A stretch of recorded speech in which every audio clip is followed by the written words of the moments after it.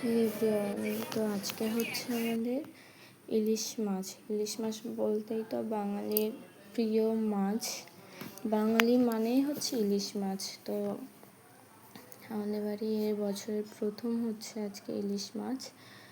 দেখো এই যে বড় সাইজ করেই কেটে আনা, দেখতেই পাচ্ছ। মাছের মাথা আর এগুলো দাগা হয়েছে। আচ্ছা, একেবারে কেটেই নিয়ে আসা হয়েছে বাজার থেকে। বাড়িতে কোনো ঝামেলা না, শুধু কেটে বাড়িতে পরিষ্কার করে নিতে হয়েছে। তো এই যে এবারে হবে ইলিশ মাছটা আমাদের বেগুন দিয়ে পাতলা ঝোল। তো প্রথমবার এনেছে বলে সবাই বললে একটু বেগুন দিয়ে পাতলা ঝোল করতে, ওটাই খাবে। তার জন্য বেগুন দিয়ে পাতলা ঝোল হবে, সর্ষে পোস্ত বাটা দিয়ে। তো চলো লবণ হলুদ মাখিয়ে আমরা ভাজতে দিয়ে দিই। তো এই যে আমাদের আজকে হচ্ছে ইলিশ মাছের তরকারি।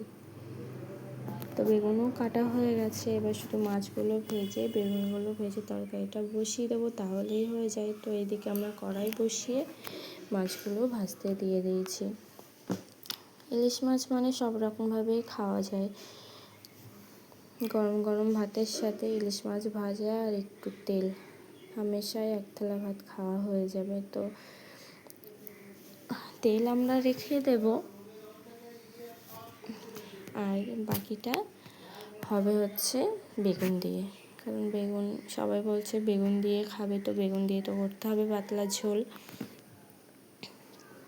তো চলো এদিকে মাছগুলো আগে ভেজে নিই, তারপরে বেগুনগুলো এক এক করে ভেজে নেব। তো দেখতেই পাচ্ছ মাছগুলো দেওয়াতে এক পিঠ হয়ে গেছে, উল্টেও দেওয়া হয়েছে। আর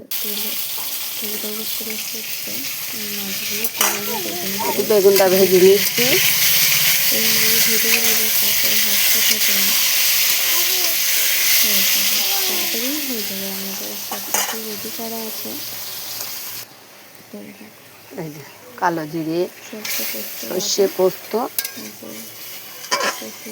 হাফ কাঁচা কালো সর্ষে, হাফ 1 চামচ সাদা সর্ষে দিয়ে পোস্ত দিয়ে বেটে মশলাটা কষিয়ে নিলাম। আমার আজকে এরকমই রান্না হচ্ছে। আজকের ইলিশ মাছটা বেগুন দিয়ে করা হচ্ছে, নেক্সট টাইম আনলে অন্য আইটেম করা হবে।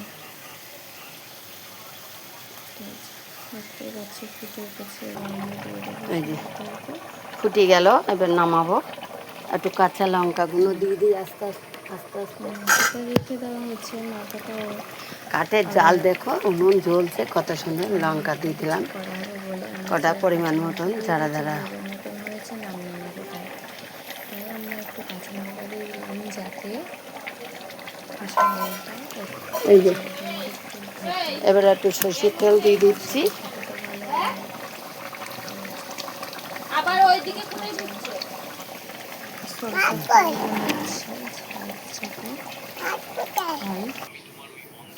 দেখো বন্ধুরা, এই ইলিশ মাছ একটু ঝোল ঝোল করলাম। কেন আমাদের আবার একটু ঝোল, অনেক লোকজন তো, এই জন্যে কাঁচাই করেছি। হালকা বেগুনটা ভেজে নিয়েছি, নিয়ে মাছটা হালকা একটু দিয়ে কাঁচাই করে দিলাম। ভালো লাগলে শেয়ার করো, আশা করি ভালো লাগবে। ইলিশ মাছ ভাপা করলাম না, আজকে প্রথম দিন তো ভাপা করা হয়নি, আজকে কাঁচা বেগুন দিয়ে করে দিলাম। সরিষার তেল লঙ্কা দিয়ে দেওয়া হয়েছে। তো দেখা হবে পরের ভিডিওতে।